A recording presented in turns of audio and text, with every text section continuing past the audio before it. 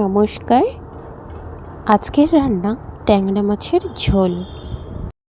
ট্যাংরা মাছগুলোকে প্রথমে আমি ভালো করে বেছে ধুয়ে নিয়েছি। দেব কিছুটা পরিমাণে হলুদের গুঁড়ো আর দেব লবণ। এটা দিয়ে আমরা ম্যারিনেট করে নেব। এখন অন্যদিকে একটা কড়াইয়ের মধ্যে কিছুটা তেল গরম করে তাতে আমরা বড়িটা ভেজে নেব।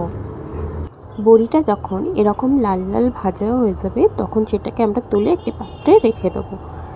ট্যাংরা মাছের মধ্যে আর দেব কিছুটা পরিমাণে সাদা তেল দিয়ে আমরা ট্যাংরা মাছটাকে ভালো করে মিশিয়ে নেব।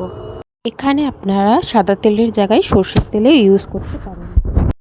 এখানে কড়াইয়ের মধ্যে খুবই অল্প পরিমাণে তেল দিয়ে আমরা ট্যাংরা মাছটাকে ভেজে নেব।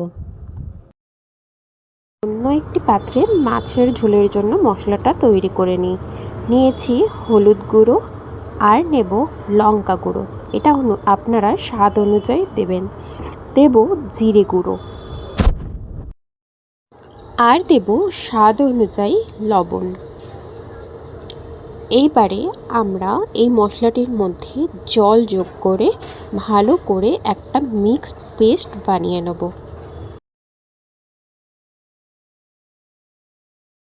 ট্যাংরা মাছটা ভাজা হয়ে যাওয়ার পর অন্য একটি জায়গাতে তুলে নেব। সেই কড়াইয়ের মধ্যে আমরা কিছুটা তেল অ্যাড করে দিয়ে দেব কালো জিরে আর দেব কাঁচা লঙ্কা, যা ফোড়ন হিসাবে আমরা ইউজ করেছি।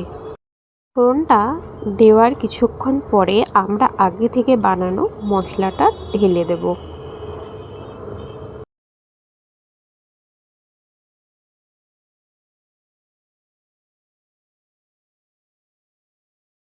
যখন ঝোলটা ফুটতে শুরু করবে তখন আমরা ঢেলে দেব আগে থেকে ভেজে রাখা ট্যাংরা মাছ আর বড়িটা।